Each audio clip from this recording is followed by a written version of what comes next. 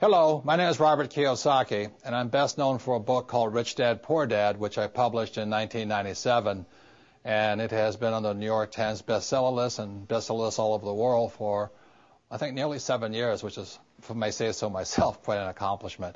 My other book, the latest book that just came out in 2008, is How to Increase Your Financial IQ, and in these economic, volatile times, I really think increasing this, your number one asset, your IQ, is especially important today.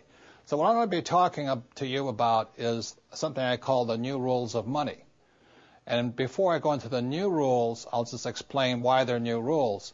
The rules of money changed first in 1971 when President Nixon took us off the gold standard, and second in 1974 when ERISA was passed.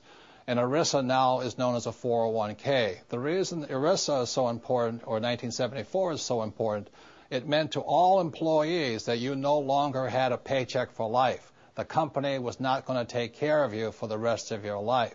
So 1974 meant you had to now sort of save and invest enough money so that you could afford to pay yourself a paycheck for the rest of your life. So that's why after 1971 and 1974, the rules of money changed.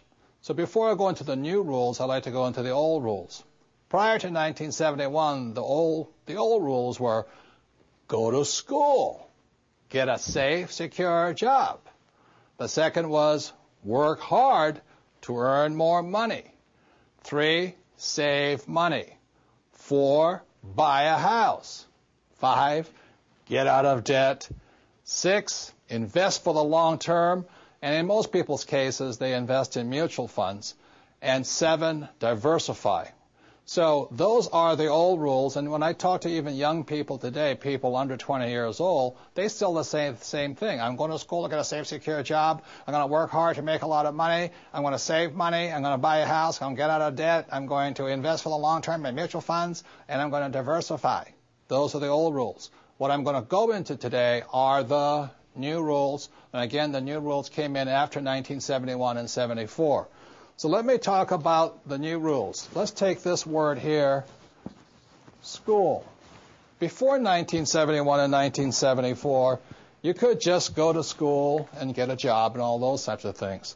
But today, after 1971 and 74, people need to know you need more education than the school systems provide. For example, one type of education our schools provide for is a thing called academic.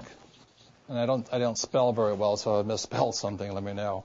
But academic means reading, writing, and arithmetic. That's very important. Rule number 2 you have to learn in school is professional.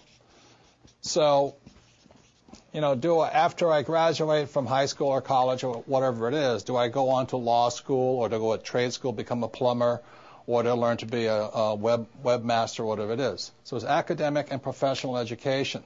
This is also very important. Our schools do a pretty good job of that. The third type of education that's important after 1971 and 74, the third is financial education. And this is why people are in financial trouble today. Because our school systems have very little, if any, financial education. And the only kind of financial education many school teachers are teaching kids is stuff they know, which is get a safe, secure job, work hard, save money, get out of debt, invest in a house, and invest in mutual funds. That is inadequate financial education today. And the Rich Dad Company is an educational company that provides financial education appropriate to these times. So that's the first set of new rules. The new rule is after 1971 and 74, we all need more financial education and invest in our greatest asset, our minds, or increasing our financial IQ. So the advantage I had in my life was my poor dad was an academic guy. He was a PhD, head of education. He's a great, great guy. I love him dearly. But as you know, since we don't teach much about financial education, people are in financial trouble today. And that's where my rich dad kicked in. My rich dad thought this was very important, and my poor dad thought this was very important. So that's the difference between rich dad and poor dad. And one more thing, the reason I apologize for my spelling is even though my dad was the head of education for the state of Hawaii, he had me as his son, which kept him humble. And I flunked out of high school twice because I could not spell. So I'm not very good at academically. In fact, I'm not good to all of this stuff, but it's the combination of these three types of education that are essential today in this new economy, this new set of rules in the world.